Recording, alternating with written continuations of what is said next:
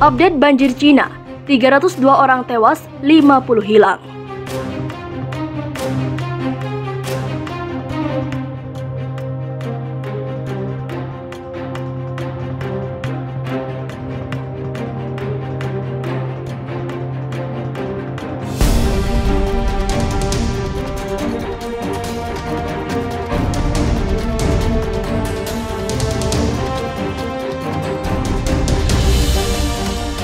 Kabar terbaru dari banjir Cina yang melanda tengah bulan lalu, 302 orang tewas dan 50 korban masih hilang hingga Senin.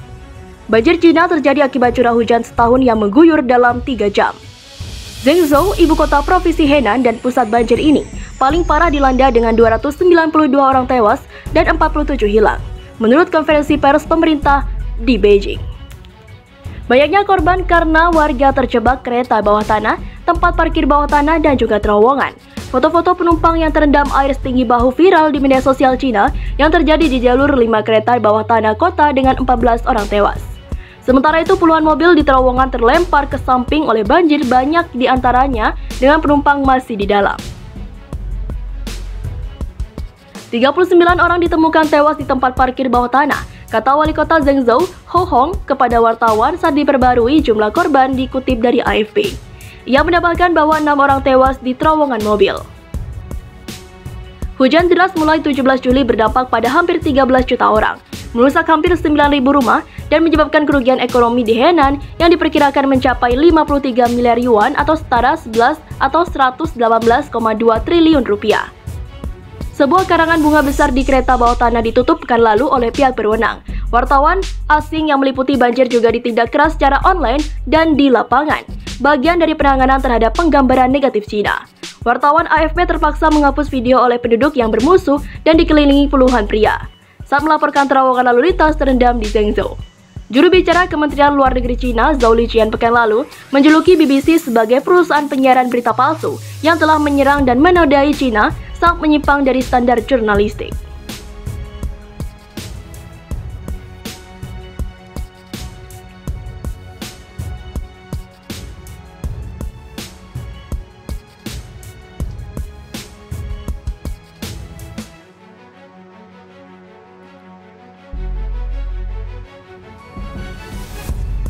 Efek cuaca yang parah, industri Cina merosot. Efek badai para industri Cina sedang terpukul. Industri Cina tumbuh lebih lemah pada bulan Juli daripada sejak awal epidemi. Para ahli sangat prihatin dengan bisnis ekspor yang rendah. Ini bukan hanya karena hambatan pasokan dalam perdagangan global.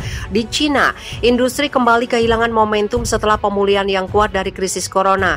Data Badan Statistik Cina menunjukkan aktivitas pabrik turun bulan ini ke level terendah sejak dimulainya pandemi corona. Pihak berwenang menyalahkan antara lain cuaca ekstrim atas penurunan tersebut.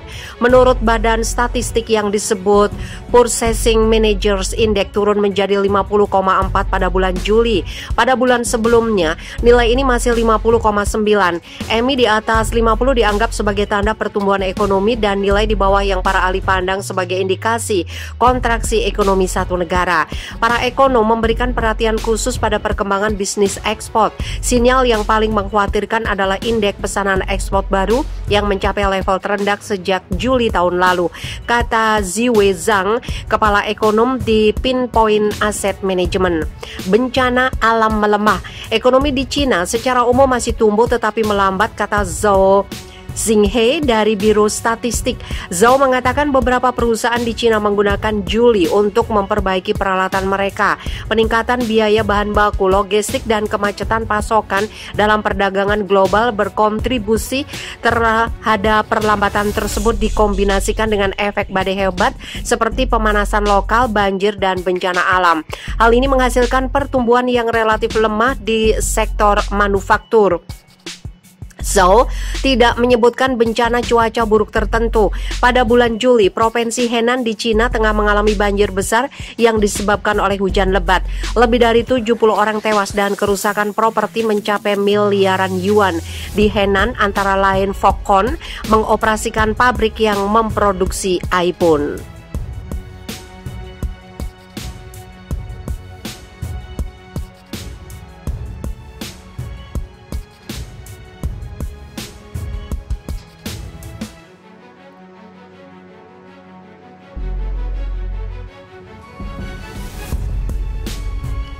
Usai diterjang banjir bandang, kota Zhengzhou, Cina kini dilanda COVID varian Delta.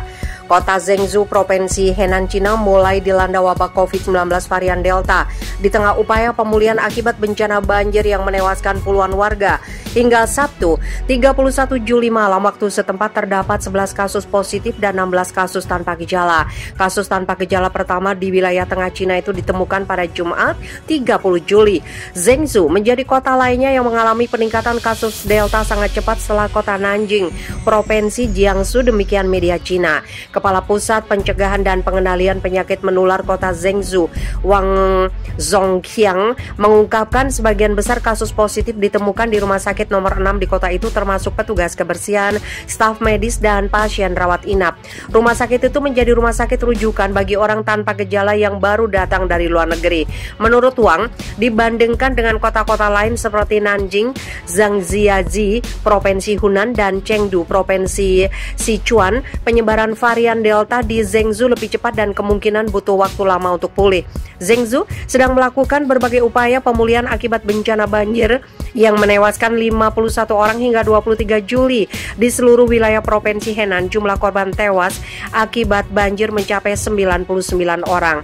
Saat ini di Zhengzhou terdapat 1 daerah berisiko tinggi COVID-19 dan 3 daerah risiko sedang.